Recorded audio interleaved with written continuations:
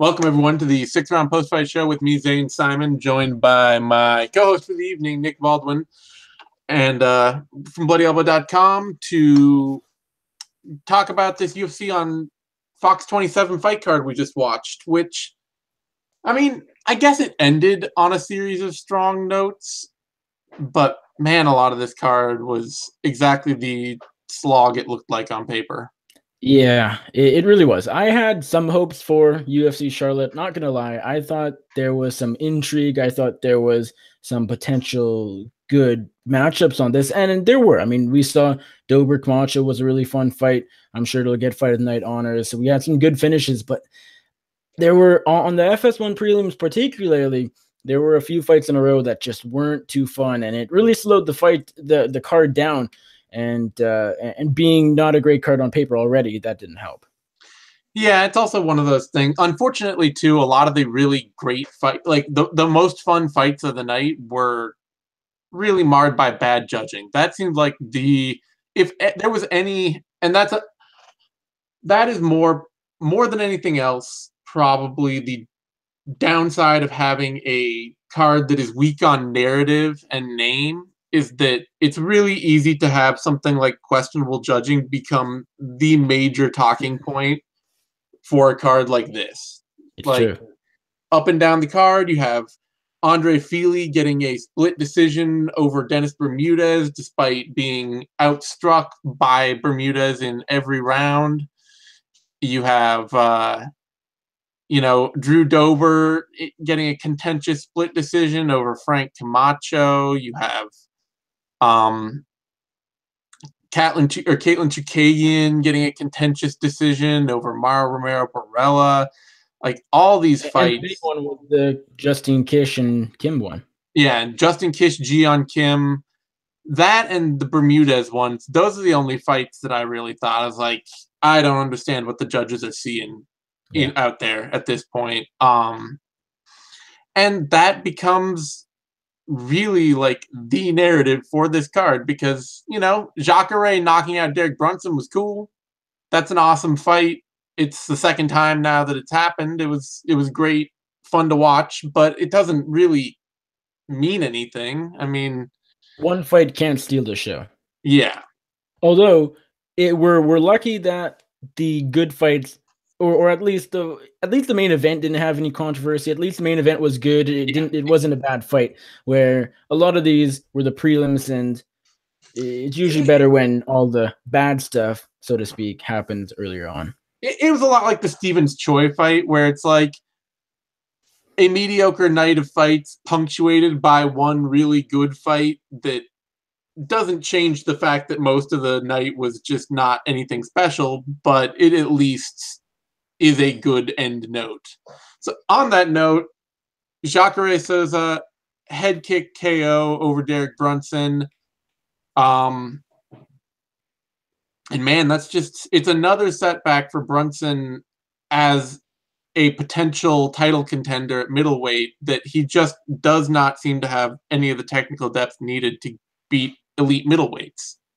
No, he doesn't. And I think the story with Derek Brunson, I think the career story is that he'll get very close. And the thing is, it's going to be interesting to see where he goes from here, because he's still only, what, do you know his exact age? Probably 33, maybe 34, but a young 34 now. He's 34. He's been fighting since 2010. So he's in the end of the prime of what should be the end of the prime of his career. I would guess he probably has 2 more good years, I would think. He seems like a young 34, but he's not going to turn around and just be terrible tomorrow. No. Or, I mean, at least he won't be any less athletic tomorrow. He's just going to be still not technical in any way, shape, or form. It's going to be interesting to see where he goes in the next 2 years, just because he'll be around still, even when Jacare guys like Yoel Romero are gone or retired. But then you still have Robert Whittaker. Whittaker is going to be around for a long time, and so Brunson's never going to be a champion. He's never getting past Whittaker, so that'll be interesting. But the thing is, Derek Brunson has always left his chin out. He's always gotten too wild, or as we saw last year in the Anderson fight, he just was way too tentative. And so this was a case where This fight against Jacare tonight was starting out pretty close. Not a whole lot was going on. I mean, of course, it was a rather even fight, but then he just started getting a bit too not desperate because he wasn't in a world of trouble, but he was just getting wild. That's what Yeah, we've I mean, seen. the problem for the problem is that when he's not a great counter fighter, so the only way he's going to create offense is if he leads, and he can't lead without being wild and leaving his chin out there and wading in, because it's just, I mean, that's the technical fighter, the kind of technique he has. He doesn't have the ability to have a tight striking game. Yeah. So I think the bigger story though, Jacare Souza is not done.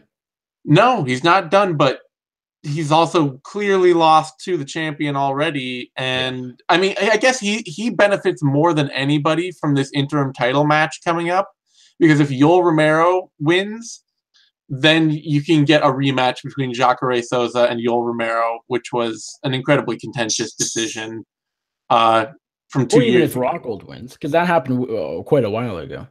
It's 2 years ago, yeah.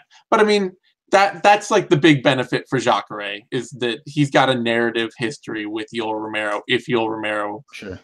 wins this title fight against Luke Rockhold.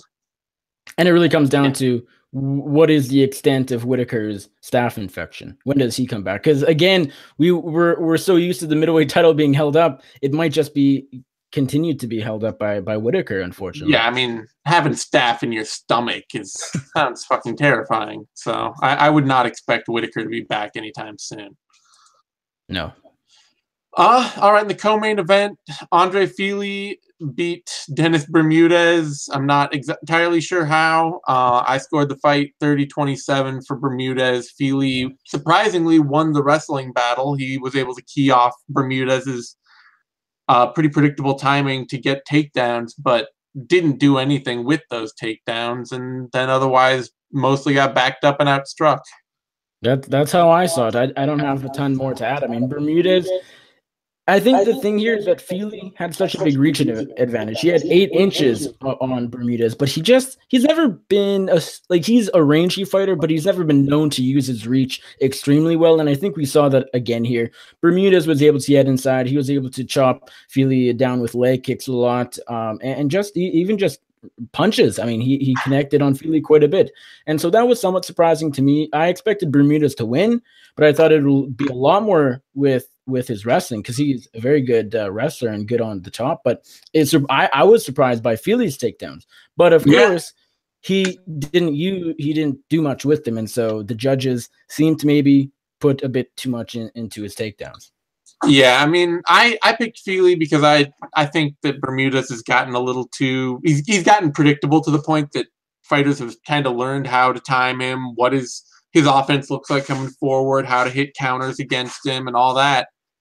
And Fili did that, and he countered with takedowns incredibly well. But it just, if there's not enough actual offense being created to offset Bermudez's pressure, then that should be mute. That should be moot. But anyway, so the best thing probably for featherweight is that Fili, despite his win-loss and despite having been around for a while, hasn't, he's fought Max Holloway and he's fought Yair Rodriguez and Calvin Kattar, but there's a lot of people up at the top of that division that he hasn't faced yet, that he's a new fight for. So him getting a win like Bermudez is going to push him up into bigger fights against people that haven't seen him before. So at least it's something new, whereas Bermudez is kind of a dude who at this point has fought every ranked featherweight in the UFC.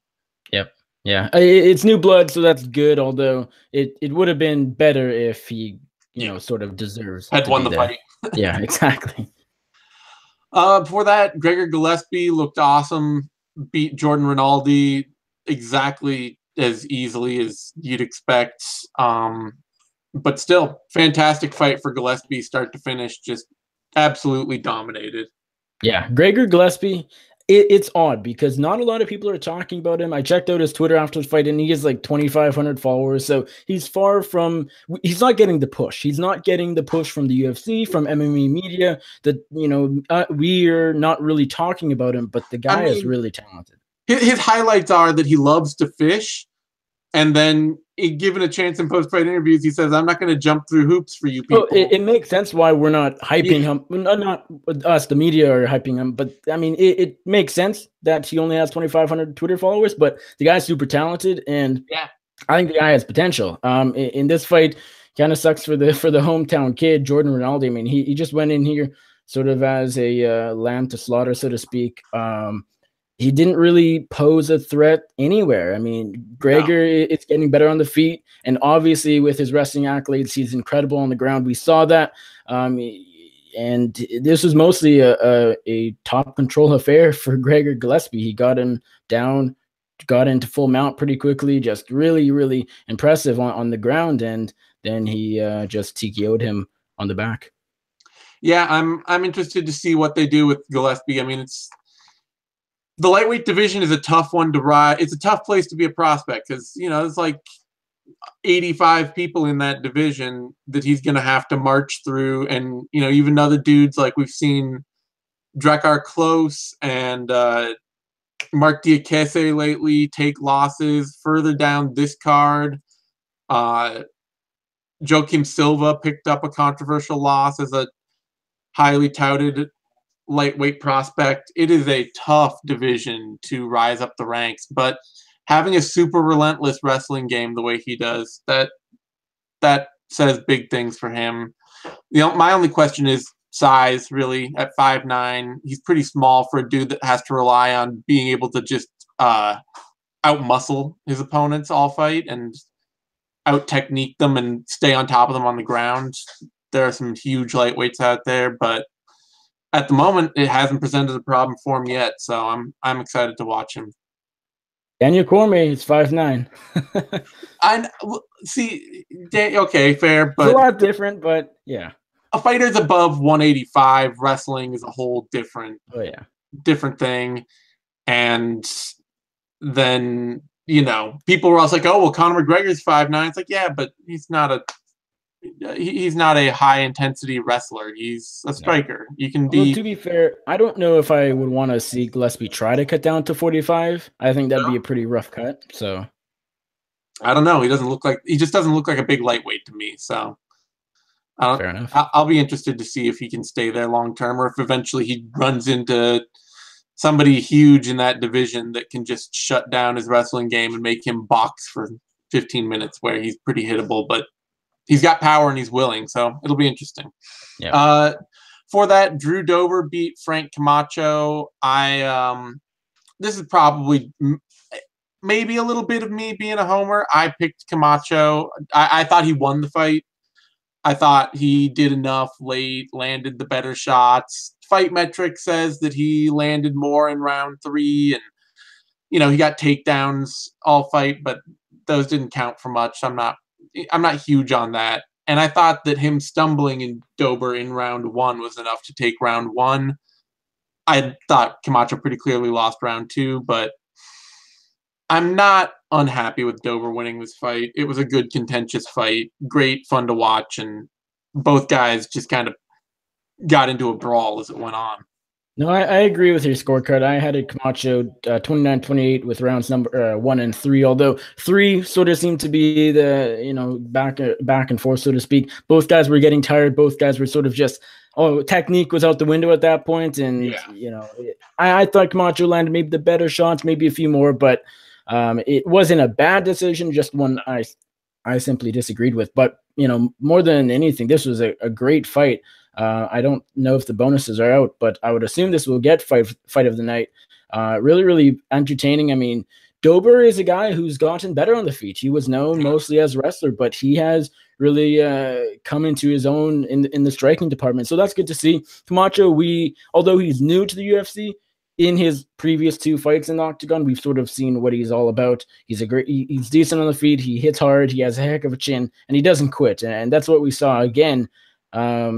And Dober I think he's getting better at team elevation as well. So it was a good fight at 155 pounds, 170 yet, actually. Yeah, I hope that I hope they get fight of the night, just because Camacho kind of got robbed of it last time over the weight cut at UFC weight rules, which I kind of get some of that, but you know, when a dude's going through as much brain damage as Frank Camacho is putting himself through to entertain people, I want to see him get paid as much as possible. So hopefully this got fight of the night too. Before that, Bobby Green put on a pretty dominant performance over Eric Koch. Started out as a pretty even fight. I thought Koch round one, but Green really turned it up and kept the pressure on him and started to take over and dominated the third round, I thought. Yeah, Bobby Green, his first UFC win since July 2014. That was to card Robbie Lawler decision, Matt Brown on UFC on Fox 16, quite a while back. And so it was good to see he can get back into the winning column, because I feel like Bobby Green could be so much. He could be such a better fighter if he just, I don't know, didn't play around as much or thought, he I thinks mean, he's a Daniel great Cormier fighter. does that too, so you What's know that? you're not alone in that read. No, yeah. Yeah, I mean, he'll always be sort of in the middle of the pack at 155. But a good win, a good win to get back on track. But it wasn't an easy win. I mean, Erico No. gave him all he really could, so to speak. I think he was a better grappler in the fight, but Green was able to keep it on the feet in the later rounds and just put the pressure on Koch, and Koch couldn't really deal with it. And yeah, that's pretty much it. Koch suffers from the same thing that so many Rufus Sport fighters seem to suffer from, especially the strikers out of Rufus Sport, which is just that they are terrible at working going backwards. You get Eric Koch moving backwards, Anthony Pettis moving backwards, and they both just kind of crumble. And Bobby Green had Koch moving backwards all fight, and it worked out. It worked out well for him. So I was glad to see Green come back and get a win finally. He's a fighter that's always entertaining to watch, win or lose. So good to see him take one. Before that, Mirsad Bektic put Godofredo Castro away in a hell of a hurry with a beautiful body shot KO right in the solar plexus. Looked like it just took all the air out of Pepe's lungs. Fantastic finish. Mirsad Bektic is back. I mean, a lot of people, I can't say they doubted him because he was still one of the biggest favorites on the card, but I know I saw some people saying, hey, maybe slow down a little bit on the Mirsad Bektic train. Maybe his chin isn't so good, and although Pepe didn't test it all that much in this fight, Mirsad Bektic, I mean, we can't forget this guy is a real threat in 145 pounds. This guy, I never like saying guys are future champions, but this guy could be right up there come a couple of years down the road. Pepe is a wild fighter, and Mirsad Bektic just really broke him down on the feet and landing that huge shot to the solar plexus, as you said. Super impressive stuff, and I'm glad that Bektic is back in the winning column. I'm quite high on the guy, and it'll be interesting to see where he goes from here. Yeah, it's interesting because Bektic is already ranked in the top 15, and that means, especially for UFC matchmaking, that like this was a great win. It's a great bounce back. Gets him, reasserts his place as a top prospect. But there are a lot. I mean, featherweight has a ton of tough dudes out there to put him into scraps with. I mean, you got guys like like fucking Rodriguez, and you've got even throw Duho Choi still in there, even though he's coming off a couple losses. Yeah, and and there are even Calvin Kattar rising up just recently. Zabit Magomed. Yeah, you've got a ton of talent that's really going to test Bektic's versatility and his ability to fight through adversity again. But it was good to see, like, this is the win he needed to get as clearly as he did, and he looked great doing it. So I don't know if they do this fight because it'd be a big step up, but I'd actually really like to see Bektic welcome Chad Mendes back to the cage. Yeah, I mean, it'd be an interesting fight. I don't know, how far away is Chad Mendes from fighting again? June. Oh, okay. Well, maybe. For that, Caitlin Chookagian took a decision over Mara Romero Barella. This is another pretty contentious fight card. I thought Chookagian won it. Barella landed more shots in round 1. After that, it was dead even for rounds 2 and 3. And I liked the shots that Chookagian landed a little better. That was basically my whole criteria. But I also think it was a terrible fight, and nobody should actually care how the scores went. Yeah, I mean, Let's be honest. Did I watch the whole thing? Absolutely not. The first round, none of the fight was all that entertaining. I found myself, even if I was trying to watch, just ending up doing other things. I mean, Jacare, I guess she's sort of the difference maker. Maybe was the leg kicks. Am I sort of onto something there? Maybe. Could it have gone the other way? Maybe. But is it? I mean, as I know, I said on Twitter, just from the looks of it, maybe a bad decision. And then you responded, no, it was not good enough of a fight really to say that. So, yeah, Yeah, I think let's just sort of move on and forget about this one. yeah, it's a fight that really it's one of those times when people want to have an opinion. They want to be like, oh, so it's Barella got robbed. And it's like you don't care about this fight enough to say that. This is not important enough to care about whether she got robbed or not. It was a terrible fight, and she looked terrible in it. So we should all just be happy it's over. For that, Randa Marcos beat Juliana Lima. Not a bad fight, but a very workwoman like performance from Marcos. Just able to uh, dominate with more functional wrestling, more consistent combination striking, and took a pretty easy decision. Yeah, I mean, Juliana Lima has always been fairly content just in bad positions. I think that's sort of the general idea around her game, and it hasn't really worked out for her when she's fighting a top control wrestler like Granda Marcos. I mean, she's going to get grinded out. That's what happened, and it wasn't the most entertaining fight, but was it a decent performance from Marcos? Sure. Yeah, it's good win for Marcos, and it's a win that keeps her, after that loss she Relevant, had sort of. to Grasso. This goes well with her Carlos Barza win to keep her still as a, somebody who's like a gatekeeper in the top 10, a tough test, who's still improving, and who can be in good, consistently reasonable fights in the division, even if it's even if she's not going to win consistently. I think she's a good, energetic fighter who usually creates a lot of offense in her fights, even if she's not always effective at controlling them. So, solid win. For that, Ji Young Kim beat Justine Kish, and I'm really not sure how. This fight was pretty much entirely a kickboxing match. Kish landed more strikes in every round, more significant strikes in every round. You could argue that Kim landed the better strikes, especially maybe in round 3. But in rounds 1 and 2, even if you think she was landing slightly better strikes, neither woman got seriously hurt or dropped or rocked or anything like that. And she was getting outlanded 2-1 in both rounds. Scoring them for Kim, for Gian, is just like, I don't know how you do it. I think you can give Kim one round, but wasn't there was a scorecard 30-27 to Kim. Like that's outrageous. That is one of I mean, I know we're only a couple cards into the year, but that is probably the worst scorecard of 2018 thus far. And that might go on to be one of the worst of the entire year once we're in December. Yeah, Kish did better in at the very least 2 of 3 rounds. And it's Yeah, I'm mind-boggling that she didn't win. really, I'm not sure. I'm not unhappy that Gian won. I like her sort of power boxing style. It's fun to watch. Kish tends to take too many punches and just kind of wade forward with this power, this kickboxing Muay Thai style that is effective enough, but not always necessarily very technical. But this is just such a clear, like, Kish won this fight, and getting it scored the other way makes no sense. And I hope that the UFC at least treats her like a winner coming off of this and gets her booked for another good fight quickly, and that we can just kind of, both women can put it behind them, because it was a mess of a fight, or a mess of a score, frankly. Uh, for that, Vince Pichel beat Joaquim Silva. Once again, arguments to be made that maybe Silva won this fight. Um, I think I might have scored it for Silva, but I'm not sure. Maybe I scored it for Pichel. I can't remember now, but I scored it for Silva for what it's worth.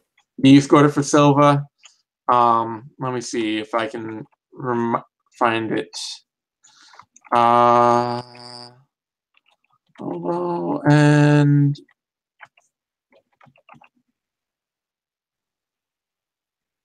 Well, I'll talk about the fight real Yeah. for a bit while you find your card. Basically, this was mostly a striking affair, and I felt, I mean, it was super close. A Pichel win, it doesn't bother me much. I just felt like I think I want to say Silva won the first and the third on my cards. I think Pichel round two was the most clear of pretty much any round. But I just thought Silva was the aggressor. He got the better of the exchanges. I think he maybe landed a bit harder in the third round. So I was a bit surprised by Pichel winning the third round, assuming that's the round he won, which would make sense. All A right. close fight, I though, found my and scores entertaining. for it.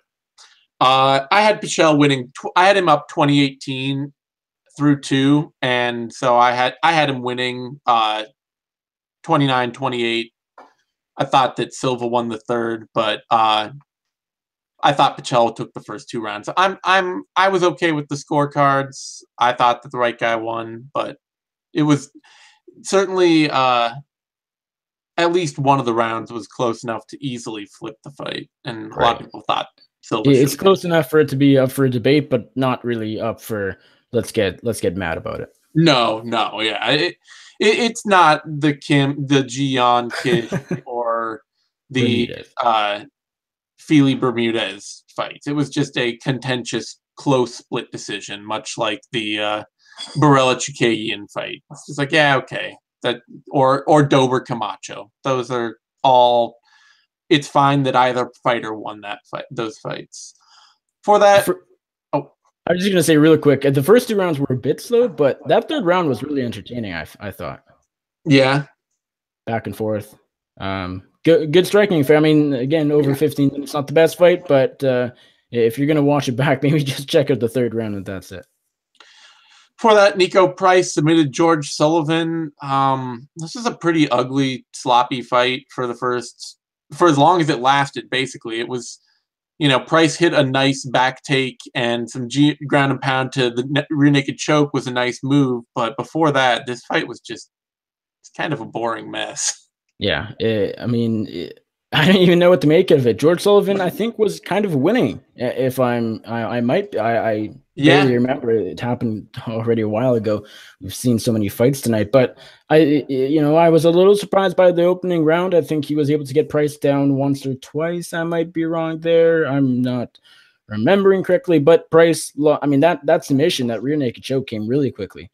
So Price still has what it takes, I think, to do okay in the welterweight division. I don't think he'll ever be a contender. I think he's just not quite there technically, or he's a well lot rounded, like but Brandon Thatch he's a better version of Thatch, I think. what's his name, that the huge Korean guy Hyung-Yu Lim, where it's like they're all huge welterweights, they're all violent finishers, and none of them seem to have most of the interconnected parts of a MMA game that actually wins rounds. So they're either finishing fights or they're losing them.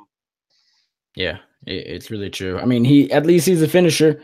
Yep. If it wasn't for that, he might be on the losing end of more fights than he has won.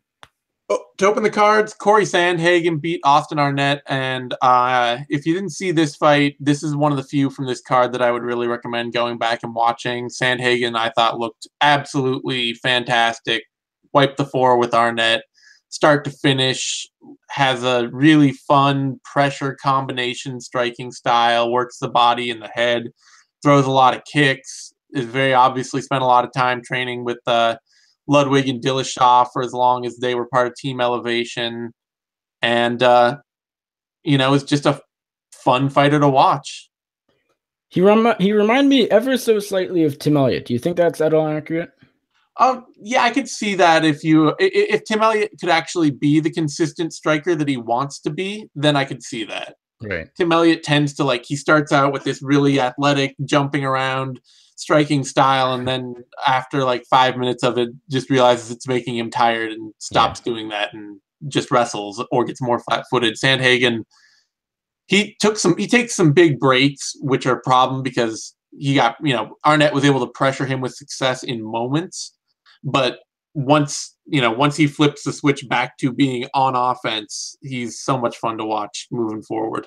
Yeah, I mean, I think Sandhagen looked really good, especially considering the fact that a lot of people might not know he fought 8 days ago. He Yeah. fought on the second last LFA card. I know it was only a minute knockout win, so it's not like he took tons of damage, really any, or went the 15 minutes or anything like that. But hey, he stepped in the cage 8 minutes ago, so props to him for this quick turnaround. I'm sure it was an offer that he couldn't refuse. I mean, a lot Oh of yeah. people have seen over the past years that you say no to a UFC call up and it'll never come again. So he jumped on it and it worked out. He looked really good. I think overall this guy is a guy.